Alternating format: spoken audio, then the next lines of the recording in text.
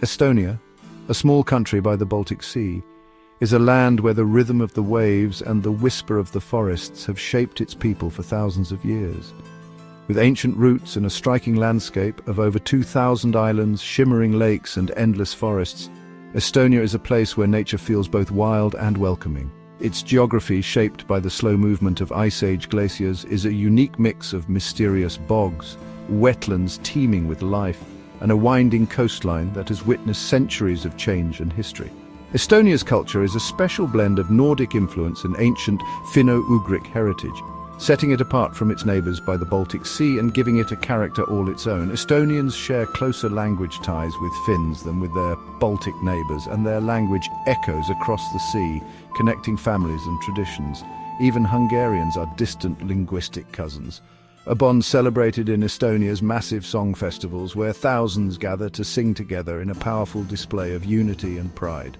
The land's important position between Scandinavia, Russia and mainland Europe has made it a crossroads for trade, conflict and cultural exchange, shaping its destiny over the centuries. Ancient tribes, the ancestors of today's Estonians, lived in harmony with the land, farming the soil, hunting in the forests and fishing in the clear waters, passing down their skills and wisdom through generations. Their beliefs saw spirits in every tree and stone, focusing on sacred groves and natural sites, reflecting a deep respect and reverence for the land that sustained them. These early people left behind a strong spirit, a sense of independence, and a deep connection to their environment that still shapes Estonian identity today. Estonia's story begins here, where the beauty of nature and the richness of culture are forever woven together, creating a land unlike any other on the Baltic shore. To uncover the origins of Estonia's name, we must journey back nearly 2,000 years to the era of the Roman Empire and the writings of the historian Tacitus. His works are among the earliest surviving records that mention the peoples living along the distant Baltic shores, far from Rome's bustling heart. In 98 AD, Tacitus described a group he called the Aestii. These people lived along the Baltic coast, in lands that might now be part of Estonia, Latvia or Lithuania. The exact location remains a mystery, but his words offer a rare glimpse into the ancient world of the Baltic. Tacitus observed that the Aestii's customs and language set them apart from the neighbouring Germanic tribes. He was fascinated by their spiritual beliefs, noting their use of wild boar charms for protection and their reverence for the mother of the gods, a powerful figure in their mythology. These details hint at a rich and unique culture thriving on the edge of the known world. Perhaps most famously, Tacitus wrote that the Aestii gathered amber from the Baltic shores. This golden resin, washed up by the sea, was treasured not only locally, but also by distant civilizations. Amber was so prized in the ancient world that it forged a connection between the remote Baltic and the mighty Roman Empire. Traders carried it along long, perilous routes, exchanging it for Roman coins and luxury goods. The amber trade became a bridge between cultures linking north and south. Although Tacitus never visited the Baltic himself, his account, based on travelers' tales, gave the region its first recorded name, Aestii.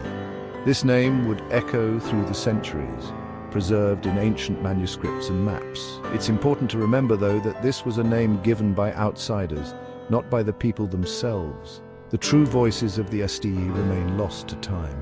Yet, even a single mention in a Roman text was enough to plant a seed. Over generations, this name would be repeated, reinterpreted, and woven into the fabric of history.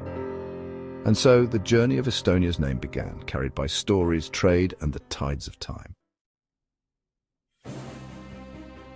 The name Aestii didn't disappear with Rome, it changed. In Viking stories, the land became Iceland, its people the Aestir, as Norse explorers traded and raided along the Baltic. These stories tell of strong Estonian warriors and chiefs, showing the name's growing link with a specific area. Later, German traders and writers called the region Estland, a name that showed up in old writings and maps. The 13th century Livonian chronicle of Henry described the wars against the Estonians, making the name well known in Europe. Over time, the name from outside, Aestii, Iceland, Estland, became tied to the land and its people. Local tribes had their own names, but the outsiders term became used by many countries. Eventually, Estonians themselves would use it as their national identity grew. A name once given from outside was becoming their own. Estonia's medieval story was shaped by its unique Baltic location, an advantage for trade and culture, but also a magnet for invaders and conquerors. Its position at the crossroads of northern Europe meant that Estonia was always in the path of powerful forces seeking control. During the Viking Age, Estonian shores became vital stops on the Ostravega trade route connecting Scandinavia to the east. Merchants, warriors, and explorers passed through, bringing new ideas, goods, and influences to the region. Vikings raided and traded, weaving Estonia into the fabric of the wider Norse world. Their presence left behind not just artifacts, but legends and stories that still echo in Estonian folklore today. In the 13th century, German crusaders and Danish kings launched brutal campaigns to conquer the land and bring Christianity to its people. These invasions changed the course of Estonian history forever. Despite fierce resistance from local tribes, Estonia was eventually subdued. Foreign knights established a feudal system where land was controlled by lords and the native people became peasants, a structure that endured for centuries, shaping society and daily life. Tallinn, then called Reval, flourished as a Hanseatic League city. Its old town, with winding cobblestone streets and merchant houses, still stands as a living reminder of this prosperous era of trade and cultural exchange.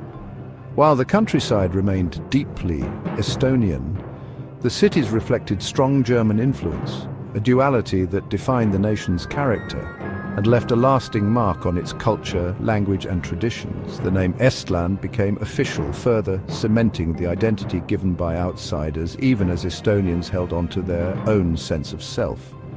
Yet, under centuries of foreign rule, a strong Estonian spirit endured, quietly, stubbornly, and with a pride that would one day help shape the nation's future.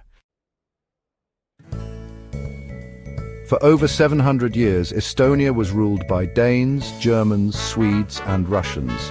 Even with foreign rule, Estonian culture lived on in folk songs, old stories, and the special Finno-Ugric language.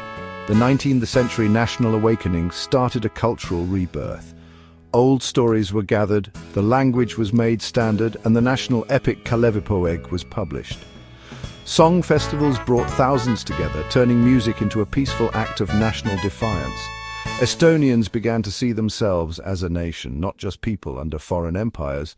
Their identity, made strong through sticking with it, was ready to ask for a political voice.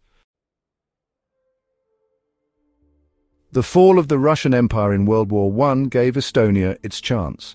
In 1918, Estonia declared independence as Aestii Vabariik, the Republic of Estonia, taking back a name rooted in old history. After a hard-fought war of independence, the new nation built democratic systems and a lively culture. But independence didn't last long. Soviet and Nazi occupations followed, and the name Aestii was not allowed for decades. Yet the spirit of Aestii lived on secretly, kept alive by song, language, and quiet resistance. The singing revolution of the late 1980s saw Estonians peacefully take back their identity, ending with the Baltic Way and restored independence in 1991. Aestii Vabariik returned, not as something new, but as a dream continued. The name once given by outsiders was now a proud symbol of freedom. Estonia had taken back its story. Today, Estonia Aestii is a leader in digital technology, showing the world how to use e-governance and tech new ideas.